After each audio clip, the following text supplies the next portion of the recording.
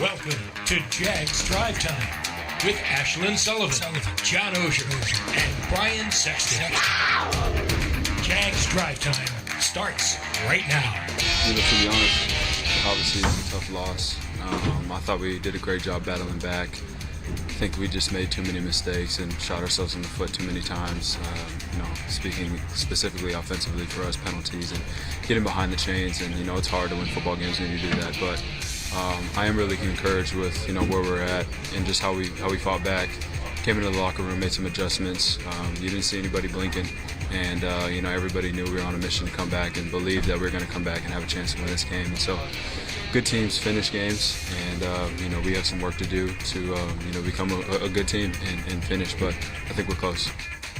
Jaguars wide receiver Christian Kirk having the same message as basically everyone in the locker room post-game, that this team was close. It was great they fought back, but they shot themselves in the foot too many times to beat the Washington Commanders. And now the Jaguars fall 0-1 on the season after losing in Week 1. Welcome into Jaguars Drive Time on a Monday. Ashlyn, Brian, and John here with you to break down this game that definitely felt like a roller coaster at times. That second half, we're running everywhere. We're not knowing. You sense that the Jaguars might win and pull this out. Then the last drive happens, and by the end of the game, Brian, we're just trying to catch our breath, truthfully. Yeah, it felt different than a lot of the losses we've seen from this team Big the last time. couple of years. And I don't want to say it's in a good way, but that there was, they were able to overcome a disastrous first half of self-inflicted wounds and put themselves in a position to win. But as it turns out, they dug themselves such a big hole, they couldn't hold off. And you had silly mistakes. Shaq Griffin, losing outside leverage on Terry McLaurin's long touchdown, and Tyson Campbell being in poor position to be able to even make a play on the ball on Jamar Dotson's game-winning touchdown. So, little mistakes, correctable, disappointing, but you can get there. Yeah, it's I get accused sometimes of grading the Jaguars on a curve, because we talk so much about it. But I thought there were a lot more positives than there were negatives. But that's because I'm looking at the long term, Right. and it's maybe because of what I expected this team to be. I think if you're a Jaguars fan and you're wondering where they are, you can take solace in this. I didn't think they played very well at all, except for maybe a quarter and a series, and yet they're up 8 with a chance to win on the road. This is a team that hadn't won in since 2003 on the road. I mean, December 15th, 2019. 2019, and many, if they had played that poorly in the last couple of years in the first half, it would have been a blown disaster. it would have been 41-10. Hey, there are things to So I think that's what you take solace in Right. if you're a Jaguars fan. This, to me, felt like a normal NFL loss where you gave a little bit away. You're coming together at the beginning of the season. Again, I think it's a 6-7 win team, but I saw things yesterday that made me think these guys know what they're doing. If they fix mistakes, they can go win. I don't know if we felt like, okay, they just got to fix a couple of things this time last year, then they go start winning games. Yeah, there was not a lot that the mistakes were so stupid. I mean, DeJuan Smoot, we can talk about this and get into big things. I mean, that was just such a dumb That's a thing. 4-point mistake. For a veteran player who knows better and who's a much better player than that. I'm worried about the left tackle. He did not play well, especially at a moment in the game where they really needed him the most. He was on his back. Yeah. That concerns me. But the rest of it, I think, are fixable things. And they're a team that has to learn how to win. They've lost 18 in a row away from home now. That it's going to weigh on them because the next road trip is Los Angeles and the Chargers. Yeah. And if you saw them yesterday, buckle up. Right. And you mentioned the stupid mistakes. There were countless of them, which leads to big thing one, which is ouch. The Jaguars have 90 yards of penalties yesterday against the Commanders. And every time it felt like they were getting momentum or something was going right, someone had a dumb mistake to push them back. Coach Peterson saying we can't win if we are our own worst enemy. We just don't beat ourselves, but we give ourselves a chance. And you look at this game today, and we beat ourselves, just some costly mistakes at the wrong time. And games come down to 3 to 5 plays every week. And, we've got to finish better, and we just got to take care of those little things. You heard Coach Peterson just say that we have to finish better. That is a big thing to the start of the game and dragged on and almost felt out of reach at halftime. 3 points in the first 3 drives on offense. Very slow start. The quarterback looking to be more effective earlier on. We gave them 11 points by missing the first drive, missing the throw to Travis, had to kick a field goal, and then missed that one to Zay, and then 4th down, dropped the slip, out of the backfield, like just stuff like that. We spotted them 11 points in the first half and still found a way to fight back and have a chance to win. So, when we can clean up all that, we're going to be fine. I'm not worried. I'm frustrated, obviously, because I know we're good enough to win that game, and we should win that game. And it's frustrating, but we're going to get better. And if you're going to look at a positive, big thing 3 is number 1, Trayvon Walker having a heck of a game and already making an immediate impact in week 1. Make the argument this is the biggest plus we saw yesterday. Walker saying there is more than what we saw just yesterday. I had to say the interception because I called my dad, told him that I had a decent week of practice, caught a pick in practice and scored, so I told him I was going to get one in the game, so it was just special for me to actually get a pick in the game and do like I told my dad I was going to do. Pretty cool story from Trayvon Walker getting asked if the sack or the interception was more special, a phone conversation with his dad that came through. If you're going to look at the positive, he's the positive. Well, no doubt. I thought his best comment in the postgame, though, was not that. His best comment in the postgame was, yeah, it's great, but I didn't do enough because we didn't win. Yes, and we're going to run that sound later. It was an awesome point. That's a guy who understands it. And he told us in one of the preseason production meetings that his length is his greatest strength. And what he did on that interception, yeah, I mean, his length is appealing to guys like Trent Baalke because it's rare you have guys that can make plays like that. Well, it was length and it was awareness. It was making the play when it was there. He had a nice rush early in the third quarter, didn't miss the sack, got it. Saw the play with Carson Wentz, didn't miss the interception, got it. Mm-hmm. He's a playmaker. He takes advantage of the moment. Just one more thing, talking about big thing was it 2 where Trevor was talking about the points left on the field? Yes, 2. And Doug, when he talked about it at the top, he knows this is a team that is able to compete in the NFL, but if it makes mistakes, it's going to lose. So he said they're going to shoot themselves in the foot, and that's why they're going to lose games. Smoot gave away 4 points. Yes. Trevor added 11 of missed red zone opportunities.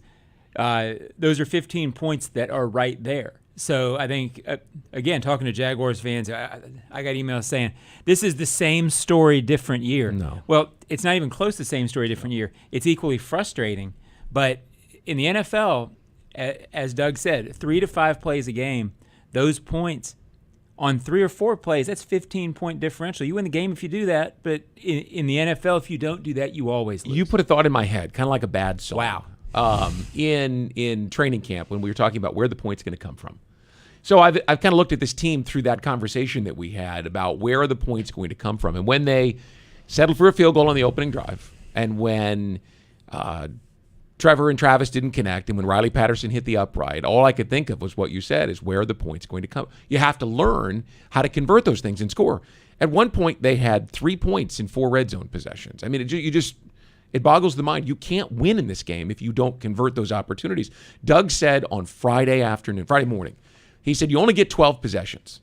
You've got to take advantage of as many of them as you can. And I mean, you're just crossing them off with red ink there in the first half. So the Jaguars didn't give themselves a chance to play with the lead. Right. It was narrow. Mm-hmm. So, and to get back in it and lead by 8 after giving away that much, I do believe that shows something about these guys. And they've got to go prove that and back it up, because if you lose 2 in a row, then all of a sudden it's, well, they were just bad. Mm-hmm. So you've got to go prove that you're as close as you looked the other day. Absolutely. And it felt, I hesitated at halftime. We're going to talk about this a little bit later on in hot takes, but at halftime when the team was going in, I thought this is where we find out, right? Because this team last year would have just completely kept the downward trend going, and we just knew it. You just could feel it. And that was what I was curious about, was how they were going to come out and respond, and it was totally different. I got a question. I got a question from someone last night. How did Doug respond in the locker room at halftime? Did he just let him have it? Well, I wasn't there, so I don't know. But my guess is no, he didn't, because he's been there before. He understands this team based on all the conversations about healing that we talked about. And what good would it have done? He knows this is a young team that's going to make mistakes. He turned them around in the second half. It wasn't quite enough. There were more mistakes late in the ball game, but he did enough to get them back into it. Okay, You build on that. I'm sure he said, just keep doing what you're doing. Exactly. To convert. And stop killing ourselves. Again, the striking thing to me, down 14-3, I didn't feel like they came out guns blazing in the third quarter. I didn't feel like they played great in the third quarter. They just made plays. But they were good enough to get back in. Right. And the key thing about that game, they forced 3 turnovers. Yes. If they're a team that does that and are a little better on that front, the breaks will go their way to win some of those where they're up 3-1 in that ratio, which you should have won that game. Hey, look, when you're +3, which they were until the final minute of the game when Trevor threw the long ball that was intercepted, you win 98% of the time. That's what the numbers tell you. It's hard to lose when you're +3. Hard. Very, very difficult. So that's what the mistakes did, was they created a huge hole that they couldn't And come that's away what makes from. it so frustrating. Yep. For sure. All right, and that is big things when we come back on Jaguars Drive Time. Some highlights from yesterday's game against the Commanders.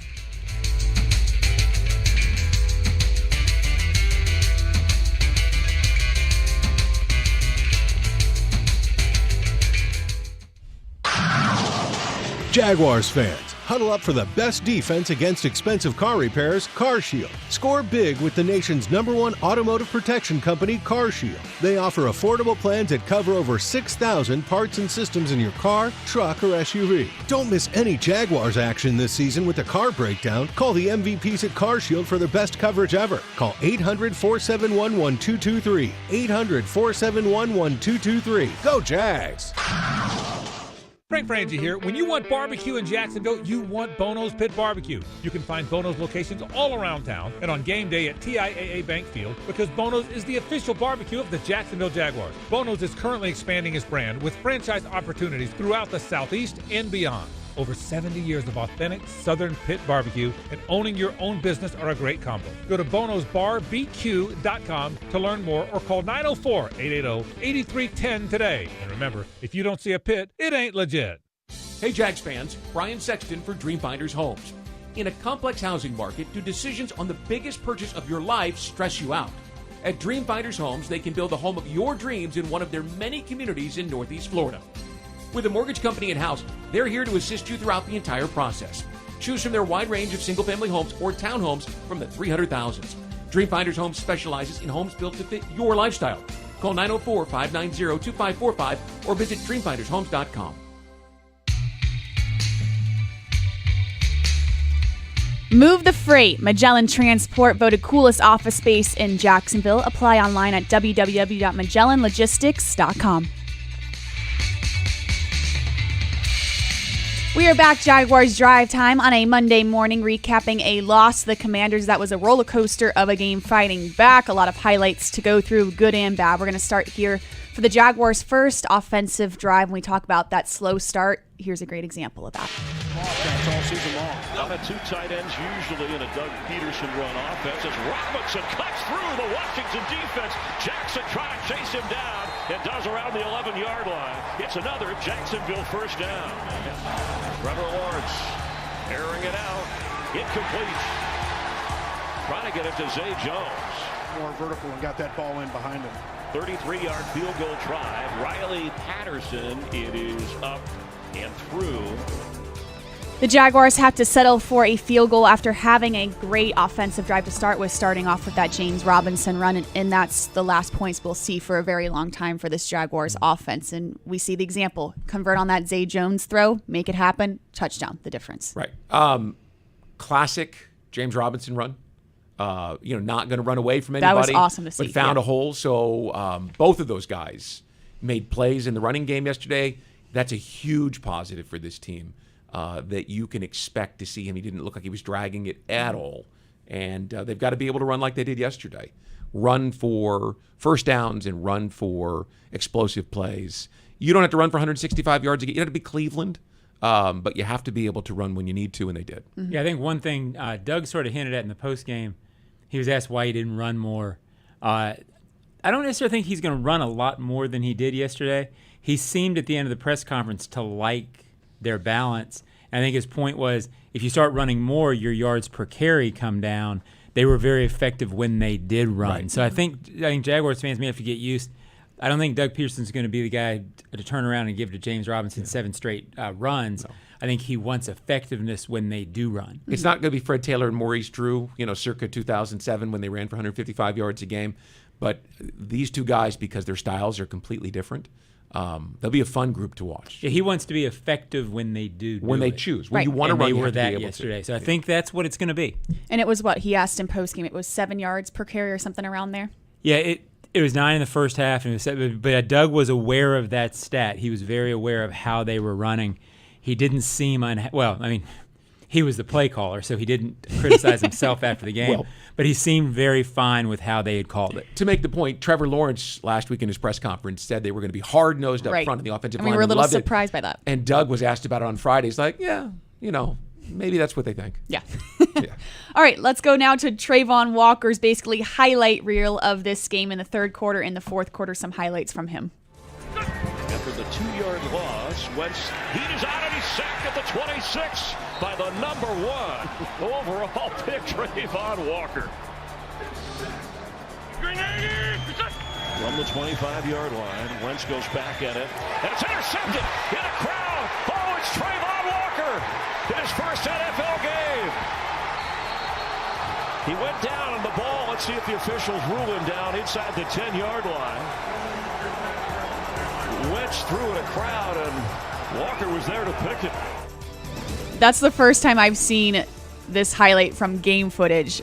That is crazy how long his arms are to make that catch. That's rare. I mean, that's why a guy like that, who only has, 6.5 sacks at Georgia, that's why you don't worry about that production, because the rare qualities that he brings will turn into plays. And just didn't know it's going to be that fast. Well, he's a man-child. I mean, and a lot of guys can't just dominate physically in this league or just make plays based on physical ability.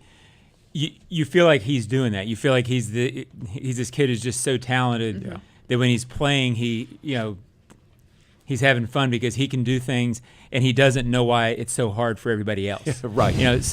But the point being on his sack, it really wasn't a great move necessarily. I'm not sure that he has moves yet like he will in a couple of years, but he was on him so fast. Oh, yeah. A lesser athlete, that quarterback steps up in that situation, gets away from it. Trayvon was on him so fast he couldn't do it. He's special. If people have heard the term bend from Jeff Lageman or Tony Baselli, talking about how a player can get low to the ground and get around the tackle, that's rare bend. I mean, he was For someone as huge for someone as as big as he is, Right. to tuck his shoulder and get around him and then stay balanced and get to the quarterback. I mean, those are the qualities that you look for in a top pass rusher. He has them all. And the pick is that was the kind of play that 95% of the guys in the NFL are sitting in the locker room after going, I saw him going there. Yeah. But I couldn't quite get there. Yeah. Trayvon sees him going there and he gets there. He's just more athletic. He's better. He's a better athlete than most guys on the field. He did that, by the way, in Atlanta. I don't know whether you saw it because there was so much to see that day, but he bent back to the outside and grabbed the ball, and it's like, wow. With all his weight going the other direction. And for him to be able to do that now in a game situation, it's special. Yes, crazy. And now the offense needed to respond when given the chance by Trayvon Walker, and they're doing just that, getting themselves back in the game. Third takeaway for Jacksonville. The pitch, James Robinson. That's a Jacksonville touchdown. An 11-yard run after the interception. Very cool to see from James Robinson. It was the moment we all wanted, the proven comeback moment, which we all knew he was back. We all knew he was fine. We all knew he was ready. But to prove to basically everyone else, okay, he's back. Don't worry about him. I love the fact that he's out there following Juwan Taylor. And give Juwan credit. He was way out there leading the way. And then he just found the cutback lane, planted the foot, and exploded, right? Which you don't say all the time about James Robinson. But he ran through 4 defenders to the end zone. That takes some explosion. Well, we'll see if they have more, but that last little highlight package showed you you got 7 points from 2 of maybe your 3 or 4 best players. Yeah. I don't know that they have as many great players yet as I think they will moving forward. Those were 2 of their best, and they both made really great plays to get points. That's what the league's about. we'll find out if they have more than those 2 or 3 guys. Right now, I think it's a big storyline going forward. Mm-hmm. And something pretty cool on that play, we were all filming Coach Peterson, waiting for his reaction. It was myself and Trent, our videographer, and we had a shot on Coach Peterson, hoping we get a fist bump or a clap or some reaction because they needed a touchdown so bad right there. And immediately when James Robinson scores, he turns around and pushes the entire team back so they don't get a penalty. Doesn't even care, doesn't celebrate at all. And we all knew Coach Peterson was calm, but I truly saw in that moment he's always thinking a play ahead and no reaction, no celebration, not needed. Well, he's a pro. Yeah. They had work to do still. It was pretty cool to see. Doesn't stand the whole game with his knees. No. With his hands on his knees. All right. I noticed that. Now this is where the game takes a turn in the fourth quarter. We go to a Commanders offensive drive where at this point the game started to feel a little out of reach. We only got into 6 games. When steep drop pressure on, gets rid of it. Sideline throw. He's got Terry McLaurin. And that's a Washington Commander touchdown. Yeah, I mean, just got beat. There's no other way to put it. Yeah. And you can't let him back in that fast. You've got all the momentum. You fought back, and then all of a sudden, it was a 2-point game at that point. But Brian, it felt like a tie game. All of a sudden, I mean, it felt like the momentum was back in their favor because it was. He lost leverage. Yeah, he let him in, and Cisco could not make up that it was just too far for him to go. Right. But if you keep inside leverage, then Cisco's involved, and it was just it was a silly mistake. There were 2 of them by the corners. I mean, you got to give Tyson Campbell great credit for the jump on the ball to get the interception. That was fantastic. But then late in the ball game, with the game on the line, he's not in position to be able to make a play on the ball at all. Right. For a guy that When we it were matters touting most. as being a difference maker, for who had such a tremendous camp, you expect more. Mm-hmm. Yeah, with Griffin, I'm sure he'd be the first to tell you that's their best player. Yeah. And you got to know. In a big situation, you lose him like that. That can't happen. No. Mm-hmm. And now we finally go to the Jaguars' last offensive drive. Here's a chance, and that's all we wanted really when we talked about all offseason is give Trevor, the quarterback, a chance to win the game. He has that, and it just didn't go their way. Lawrence is in the game, his first NFL game after missing all of last year. And Lawrence on the run, throwing it deep, and intercepted. Did he stay in bounds? Derek Flores has the takeaway. And that is where Coach Peterson at the end of the game, when he talks about a team that needs to learn how to finish, he brought up this example saying, Trevor, hey, I credit him. He's trying to be aggressive. He's trying to make a play. But at this point, you have to know, take the sack, throw it away. You can't turn the ball over here. Well, Trevor talked about it after the game, and it did shed some light.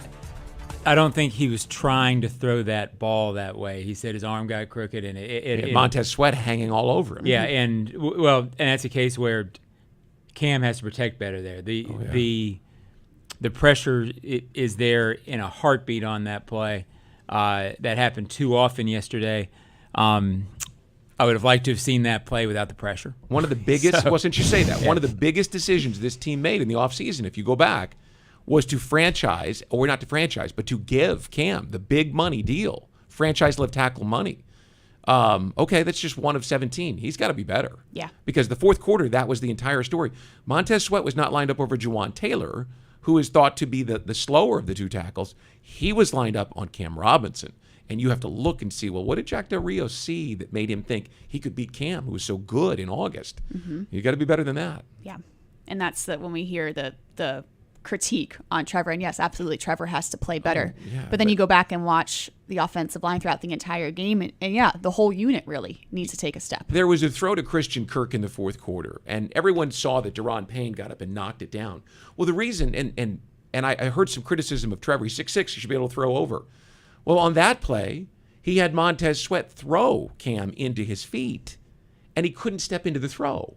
So, I mean, it's little things like that you don't see until you go back and watch it again.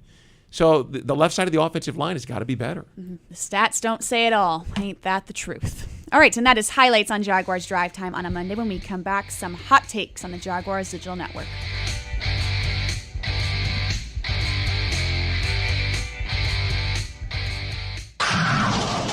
Jaguars fans, Huddle up for the best defense against expensive car repairs, CarShield. Score big with the nation's #1 automotive protection company, CarShield. They offer affordable plans that cover over 6,000 parts and systems in your car, truck, or SUV. Don't miss any Jaguars action this season with a car breakdown. Call the MVPs at CarShield for their best coverage ever. Call 800-471-1223. 800-471-1223. Go Jags! Jags fans, it's Shaquille Griffin of the Jacksonville Jaguars. I know you love when we put the QB in his place with a big interception, and now Luray Boyd Peanut Company is making every pick a winning play with the Peanut Pickoff. Every time the Jaguars make a pick, Luray Peanuts is going to donate to youth football initiatives throughout the Southeast, and the Jaguars Foundation will match every dollar. We get one play closer to victory, and our kids get to train for a brighter future. Everyone wins, except for the other team's QB. But hey, that's his problem. At VyStar Credit Union, you inspire us to deliver on our promise, to do good for our members and our communities. That's why we offer more banking options, like better rates and no hidden fees. We also give back, donating several $millions to hundreds of nonprofits each year. Better financial lives, stronger communities. VyStar Credit Union. Do good. Bank better. Visit vystarcu.org/join. Insured by NCUA.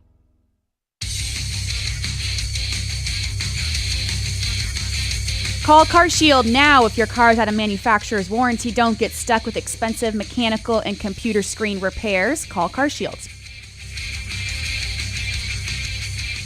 It's the little things. Like I know everybody's harps on the little things, and the little things can be many different things. But in our little things, man, it's things that we can correct. You know what I'm saying? And like you said, Tyson came up big. We made plays in practice. That's what I tried to tell Trayvon, man. You practice the way you play. You know what I'm saying? The plays that you make in practice is the plays you're going to make in the game. He was catching picks in practice. It's going to carry over. You know what I'm saying? So even the bad things. You know what I'm saying? So we just got to keep punching. We got a divisional game next week we're excited for. And we're hungry. We're angry. And we're going to show it. And we're excited to play. The Jaguars looking forward to their home opener this Sunday against the Indianapolis Colts, taking a step forward against a divisional opponent. We're back on Jaguars Drive Time, and it's time for some hot takes going into week 2, coming off a game where we finally have a hot take to talk about, Brian. Yeah, well, I'll start with Mike Caldwell, the Jags defensive coordinator, in his first game as a defensive coordinator. He stuck to his guns, and we talked a lot about getting to the quarterback with 4 in August. And especially on that last drive with the throw to Dotson in the end zone, he stuck with 4. He was going to go down, shooting the way he did. And the Jaguars didn't get there. I mean, I think they only had 6 hits on the quarterback. I would have liked to have seen him mix it up a little bit more and do some crazy things, but he didn't do it. And I don't think he's going to change his style. Maybe he will situationally here or there, but they've got big guys they've paid a lot of money to or spent a lot of high draft picks on. And you just get the sense in the fourth quarter with the game on the line where he doesn't change that he's not going to, because that's fundamental to who he is and his defense. He's going to coach his guys to get there. Yeah, you just wonder on that if they thought that doing that, having 7 back, Wentz would throw errantly and give him the ball at times, which he did. Situationally, so right. I think that probably played into that. I believe Caldwell's background with Todd Bowles would show you that he's going to be a little more creative than he was in the fourth quarter yesterday. But certainly it was a storyline. It's always dangerous, Brian, to take one game, one that's situation, trend. But it sure was yesterday. And all coordinators want to get there with 4. It's just a matter of, can you do it or not? There were some times where he mixed up formations. There was one formation in the second half where they didn't have any down defensive linemen. They were all standing or moving around the ball. Mm-hmm. But they still, for the most part, in most key situations, stayed with the 4-man rush. I do think that situationally, they'll change that, schematically based on opponent here and there. But I got the sense in key moments yesterday that he's going to stick with who he is, and he's going to expect those guys to get home. Mm-hmm. And it was by far, at least in the 2 years being on the sidelines, it was by far the most movement I've seen on defense. Every single play, there's guys running off, there's guys running on, Caleb on Chason's and Josh Allen's coming out. There was a ton of movement all game long, and I think that's going to stay the same as well. It never slowed down. It's not that he's not going to blitz, but that's not going to become every down. He's going to try to get there with 4. Mm-hmm. All right, John, what do you got? Mine was positive because I'm Johnny Positive, and it was basically the good outweighed the bad, even if the bad was really frustrating. And this is sort of a short-term, long-term kind of take. I understand that fans are upset because they've seen the Jaguars lose so much for a decade, and when you lose, you feel like, oh, it's the same thing. They're doing the same stuff. To me, watching that game, I did not feel like I was watching the same thing as we had watched in 20 and 21. I felt like it was a team. I guess the theme I keep going back to today is this. I didn't think they played overly well for 4 quarters. I thought they played poorly for a stretch. Even without playing well in the third quarter, they found a way to get back in that game. I don't know that would have happened in the last couple of years. I think if they had played just okay in any stretch, they're falling behind. I think there's a lot of potential there for this team. I still think by the end of this season, you will see a team that you like better and is playing better, with the caveat of the offensive line has to protect Trevor better. Mm-hmm. Otherwise, he's going to be inconsistent because he's a young quarterback. If the offensive line plays like it did yesterday in key situations, those inconsistencies will spike and it will look really bad at times. So I thought about it yesterday, and I felt the same way you did, that this was not a typical Jaguars team that we'd seen the last couple of years. The reality of it is, you couldn't say about those teams, well, they beat themselves, because that didn't happen most of the time. They got beat. Yeah. Yesterday, Doug Peterson, one of the first statements he made in his news conference, and he's a pro, right? We've established that, was we beat ourselves. They did. Mm-hmm. I mean, they beat themselves with stupid little mistakes, like DeJuan Smoot giving up 4 points there. Not just to pick on him, but there were lots of those moments. They beat themselves yesterday. That's why it feels differently. 14-3 at halftime. Yeah. And between Trevor's math, which was 11 points, which he was right, and Smoot's mistake, that's 15 points. Yeah. I mean, you dominated the third quarter. Yes. The game plays out. They're a differently. much better really football team. You can see that. But they weren't good enough to win yet, which means they've got to get something done on the practice field this week. Yeah, it's learning how to finish. And I talked to Bucky Brooks after the game about that, and I said, okay, well, fans want to know how quick it takes to learn how to finish a game. He goes, if they get one win and have that taste, they'll know how to finish a game. And that leads to my hot take, which is similar to what we've talked about basically this entire show, is that the hot take is Sunday felt like a normal NFL loss. And for some reason, the locker room yesterday, it just felt different in the moment. I couldn't put my finger on why it felt different. It felt more defeated. It felt more sad. It felt more angry than a locker room that I've been a part of the past 2 years. And I think when you have that close of a game and you lose, it hurts more. But then we were talking to our head of production on the plane, Patrick, and he's like, yeah, Sunday felt like a normal NFL loss. And I was like, oh my gosh, it did. And I couldn't say that the past 2 years. If a couple more plays go the Jaguars' way, you win. And you're so right. They were nowhere near that last season. The hard part is it's tough to sell that idea to people who are not part of the NFL on a daily basis. Or see it, who understand what that is. I mean, my 18-year-old son, I'm trying to sell that to him last night. And he's Jaguars. mine, and I couldn't get it through his head. So to try to sell it to the masses right now is tough, because what is that? I mean, they're 4-34 in their last 35 games or something like that, 38 games. People, they just see the same thing. Not everybody, but most people are just, there's another Jaguars loss. Mm-hmm. You said that it's going to take a win for the Jaguars to learn how to win. It's going to take a win for the fans to start believing that this is a different team. Right. Yeah, I think something we're talking about, the last couple of years, you probably had a locker room of players that wanted to win, and maybe deep down after a lot of games, didn't really think they, quote, should have won. I think yesterday you had a locker room full of guys that thought they should have won. Yeah. And that brings way more frustration than I've seen really the past 3 years. Well, we'll find out how it translates next week. Absolutely. And that is Hot Takes when we come back on Jaguars Drive Time. Some closing thoughts on the Jaguars Digital Network.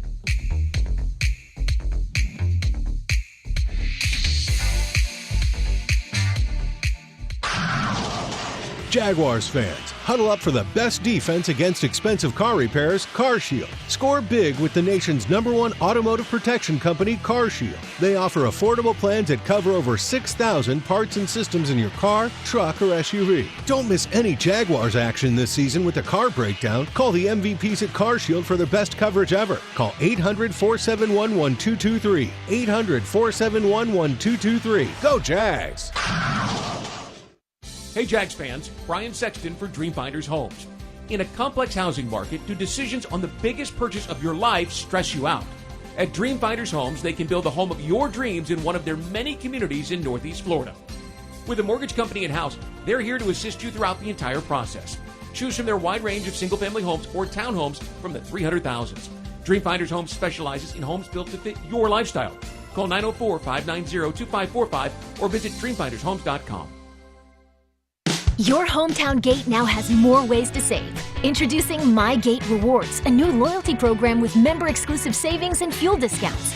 Earn points on in-store purchases, take advantage of special offers, and save on products you love. Score free coffee, fountain drinks, pizza, and soft serve with Gates frequent shopper clubs. Then use your points on savings at the pump. Download the My Gate Rewards app in the App Store today or ask a store associate for more information. Go from good to Gate.